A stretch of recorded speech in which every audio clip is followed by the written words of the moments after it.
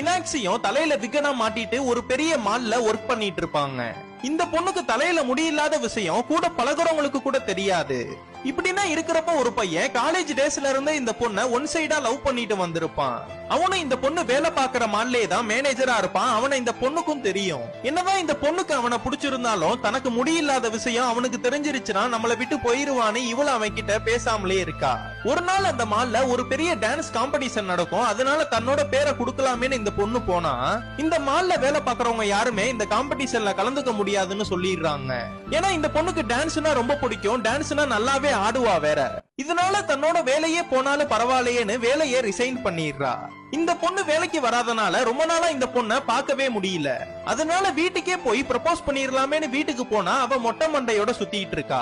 இதனால பாக்குற இவனுக்கும் பயங்கரமா ஷாக் ஆயிடுது. அந்த பொண்ணுக்கும் தலையில விக்கு இல்லாதது தெரியாமலே நின்னுட்டு இருக்கா. கண்ணாடி பார்த்ததுக்கு அப்புறம் தான் தெரியுது விக்கு போடலன்னு. அந்த பையன் கிட்ட உனக்கு என்ன பத்தின உண்மைனா தெரிஞ்சிருச்சுல, நீனே என்ன விட்டு போயிருவேலன்னு கிளம்ப சொல்றா. அந்த பையனும் நான் உன் தலையில இருக்கிற முடிய பார்த்து நான் உன்னை லவ் பண்ணல, நான் உன்னை உண்மையா தான் லவ் பண்ணேன். நீ இப்ப ஓகேங்கிற ஒரு பதில் சொன்னா கூட நான் உன்னை கல்யாணம் பண்ணிப்பேன்னு சொல்றான். இந்த பொண்ணுக்கும் அவனை ரொம்ப பிடிச்சு போயிருது. ரெண்டு பேருமே லவ் பண்ணவும் ஆரம்பிச்சிடுறாங்க. ஒரு நாள் இந்த பொண்ணு டான்ஸ் காம்படிஷன்ல விக்குனா மாட்டிட்டு உட்கார்ந்து இருக்கும் போது ஒரு சின்ன குழந்தை அந்த முடிய பிடிச்சு இழுத்தனால விக்கு தனியா வந்துருது. இதனால சுத்தி இருக்கிற எல்லா மக்கள் முன்னாடியுமே இவளுக்கு ரொம்ப அசிங்கமா போயிடுது. இவ்வளவு நாள் இந்த விக்கால எல்லாரும் முன்னாடியுமே அசிங்கப்பட்டது போதும்னு முடிவு பண்ணி விக் இல்லாமலேயே எல்லாரும் முன்னாடியுமே பயங்கரமா நல்லா டான்ஸும் ஆடிடுறா. நல்லபடியா லவ் பண்ண பையனே கல்யாணம் பண்ணி சின்ன சின்ன பசங்களுக்கு நான் டான்ஸும் சொல்லி தர ஆரம்பிச்சிடுறா.